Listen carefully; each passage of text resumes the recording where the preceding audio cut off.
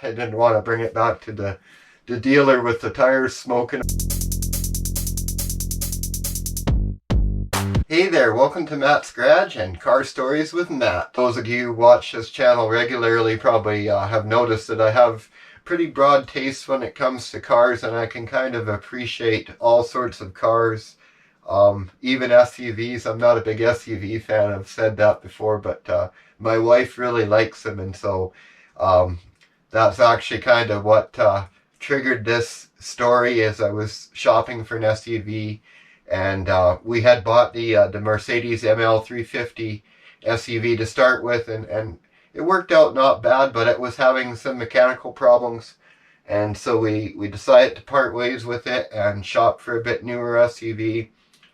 And so I had gone and test drove a few Hyundai Santa Fe's. That was kind of one that I zeroed in on, and that's what I ended up buying. We have a 2011 Santa Fe now, which kind of indifferent on that one. It's actually been quite troublesome, but that's beside the point of the story. This was right when I was shopping for one, and the Chevy dealer in Red Deer happened to have a Santa Fe out on their lot.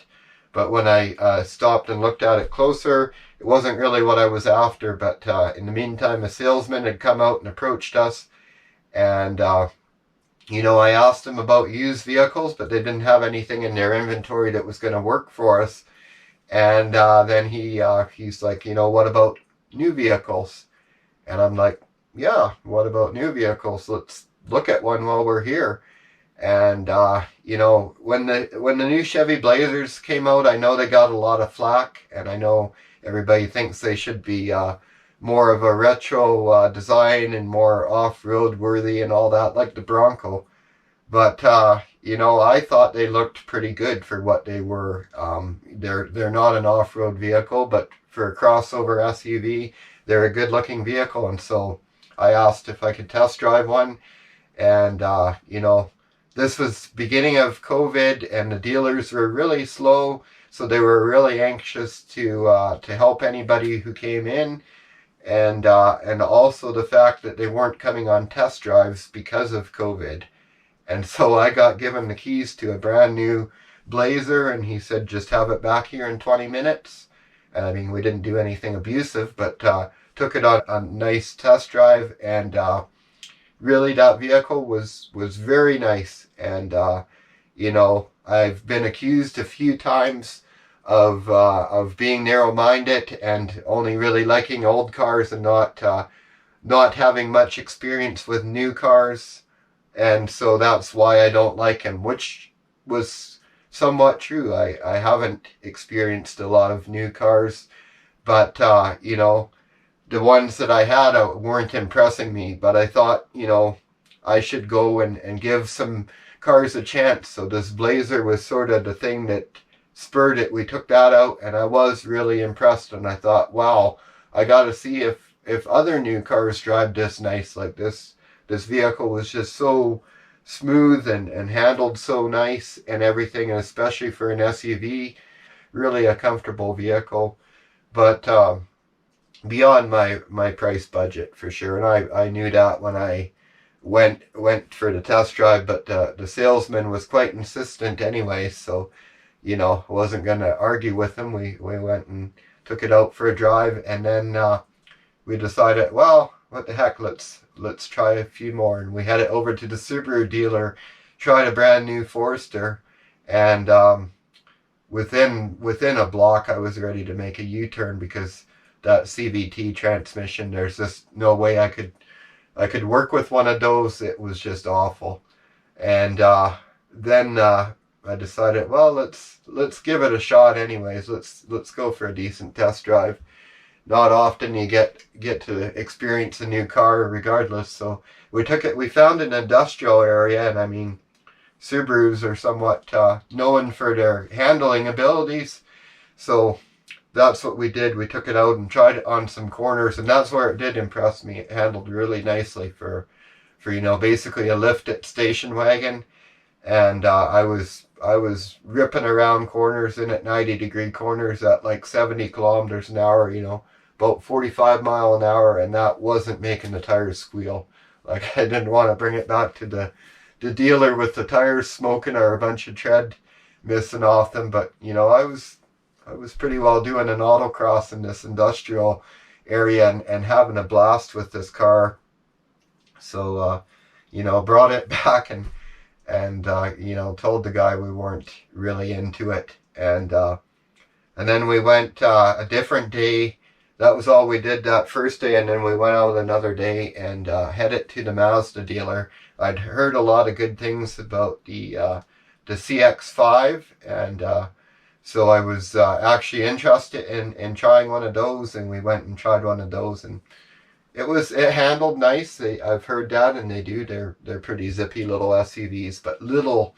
They really feel little, and when you're driving them, they feel like you're driving a little hatchback car. Basically, they don't really give you that confidence out on the road that you want from an SUV, and I just didn't find it that comfortable. So we ended that test drive, and then we went to the Volkswagen dealer because I wanted to try a Tiguan, and it was kind of funny. The salesman, I think he could tell that we couldn't afford a Tiguan, and so he brings a used Nissan Murano. It was a 2019 Nissan Murano around, and he's like, "Yeah, I noticed you have long legs and stuff, and I've noticed these vehicles work good for people with your build type, so I wanted you to try this one out."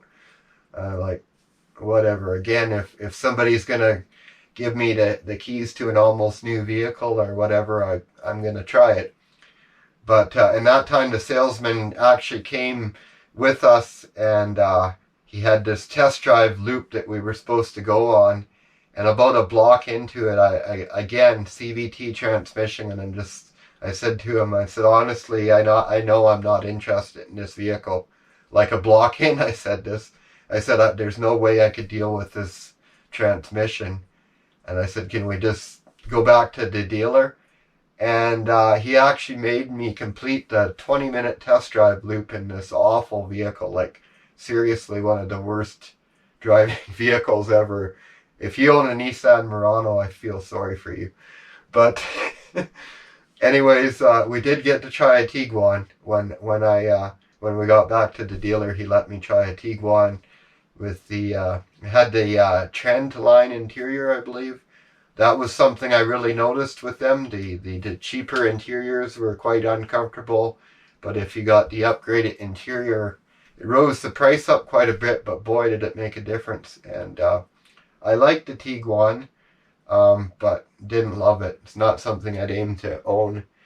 And then we headed over to the Ford dealer and wanted to try an Explorer, but again, all these salesmen sort of try to steer you towards something that you can afford or they think they can get you financed on. So we ended up trying an Edge instead, and the Edge drove pretty nice. One thing I was noticing with all these cars is a lack of power.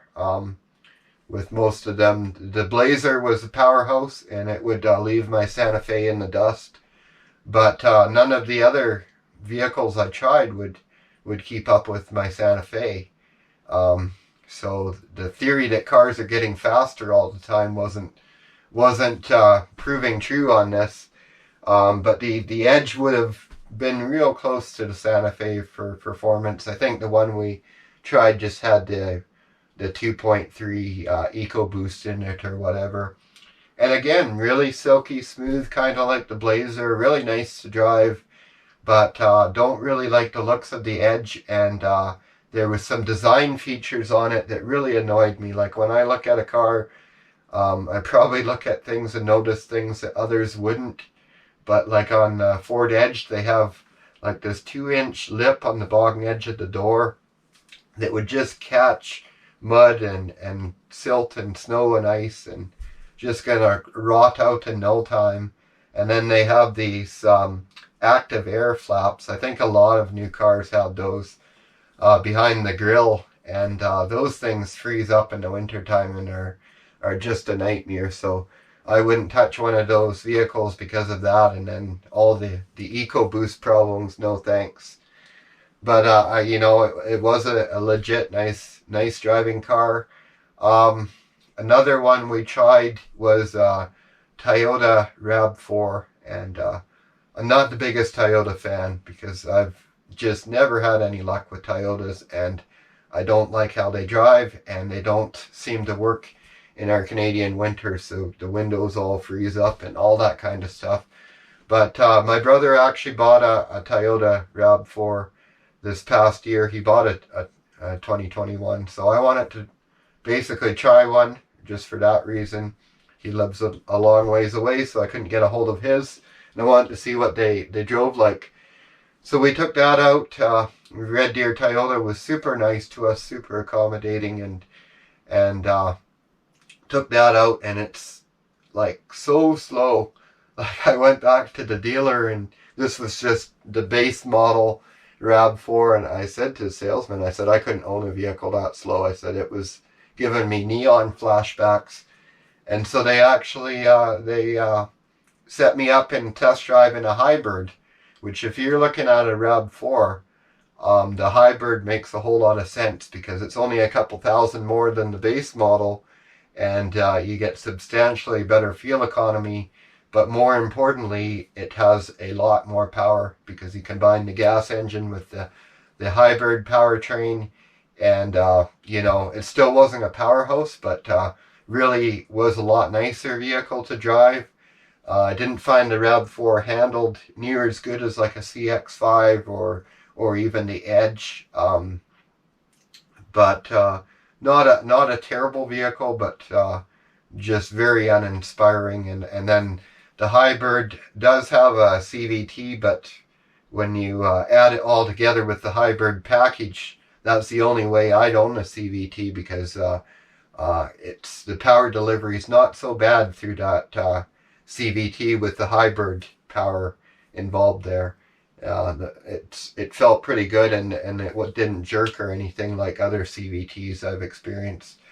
And I have driven a Toyota Corolla with the CVT and found it awful. So it's not like I like Toyota's CVT better. It's awful with just a gas engine, but with the hybrid powertrain seems to work pretty good. And then one other SUV I tried out was the Hyundai Tucson. It was actually a 2022. Right when the 2022s came in on the lot, I went in and tried one out, and that had the new 2.5 liter engine in it. And the thing I didn't like about that vehicle, I actually found it to be really nice looking. I like the styling of it, especially the tail lights look really good. They have like these little scallops coming down off of them, and they managed to make an SUV that looks kind of unique and stands out a little bit. And there was one there in this beautiful emerald green and everything. But they had one for giving test drives, a demo one. So I took just a white one out on a test drive with the salesman, but he was just a young guy, and he let me rip it around some corners and stuff. That one really handled nice, and it had a lot of interior room, like really about as much as my older Santa Fe. They've made the new Tucson. It's quite a bit bigger vehicle. Really nice styling on the dash and interior space. That vehicle actually impressed me, but it just didn't have the ride quality. Wasn't there. So, and that was it. That was all the test drives we did. I did want to try some other vehicles, and I might go back and do some more test drives. One big problem is, you know, they basically ask you about your financials and try to set you up with something that you could actually afford. And, you know, I'm not a real good liar, so that I'm normally pretty honest with them about that. So it's hard for me to get a test drive in like a Cadillac Escalade or something like that, because there's just no way I could hope to afford it. So there's some vehicles I'd like to drive but can't for that reason. I'd like to go try something like a Nissan Leaf or something, just to try an electric car even, and a few oddball things like that. Maybe try some things that aren't SUVs, but again, if I go and test drive something like a Mustang or something, they're going to be all kinds of suspicious. Thanks a lot for watching Matt's Garage. Don't forget to like and subscribe, and have yourself a great day.